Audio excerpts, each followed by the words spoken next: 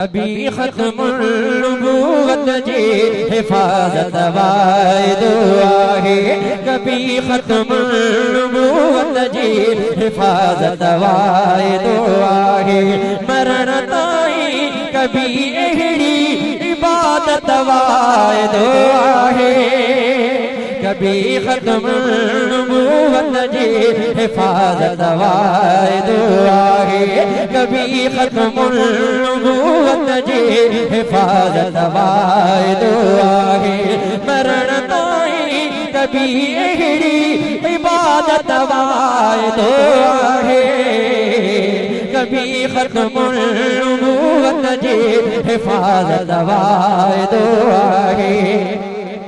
Line Modi करे बैत मर के सुभान अल्लाह जरूर चमदा शायर छा लिखियो। जेकर पूरी नबूवत जी कंदड़ दावा अग्यां आयो। जेकर पूरी नबूवत जी कंदड़ दावा अग्यां आयो। पोछा उहो धड़ते न रहंदो सिर सलामत वाइदो आहे। उहो धड़ते न रहंदो सिर सलामत वाइदो आहे। मरण ताई कभी एहड़ी मरण ताई कभी एहड़ी इबादत वाइदो आहे। कभी खत्म नबूवत जी हिफाजत वाइदो आहे। अगर सियासत के सियाण पसंद हरफ आयो नबूवत ते। घणा सियासी माण्हू मुस्तफा साईं ते फोन कंदा आहिनि। शायर छा लिखियो। अगर सियासत जी सियाण पसंद हरफ आयो नबूवत ते। हुकूमत सां कंदासीं पो हुकूमत सां कंदासीं पो बगावत वाइदो आहे।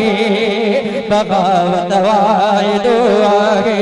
कभी खत्म नबूवत जी हिफाजत वाइदो आहे। मरण ताई कभी एहड़ी मरण ताई कभी एहड़ी इबादत वाइदो आहे। जेको एहड़ी इबादत कंदो भई अकबर जे सुभान अल्लाह ख़बर पए इन गाल में न त शक थींदो। जिन कलमो पढ़ियो आहे अकबर जे सुभान अल्लाह ख़बर पए।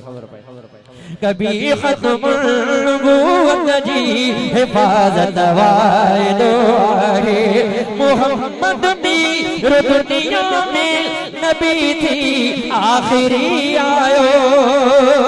मोहम्मद मीर दुनिया में नबी थी आखिरी आयो। कबर ताई इहा वञ भी रिसालत वाइदो आहे। कबर ताई इहा वञ भी रिसालत वाइदो आहे। मरण ताई कभी एहड़ी इबादत वाइदो आहे। कभी खत्म नबूवत जी हिफाजत वाइदो आहे। हिफाजत वाइदो आहे। हिफाजत वाइदो आहे।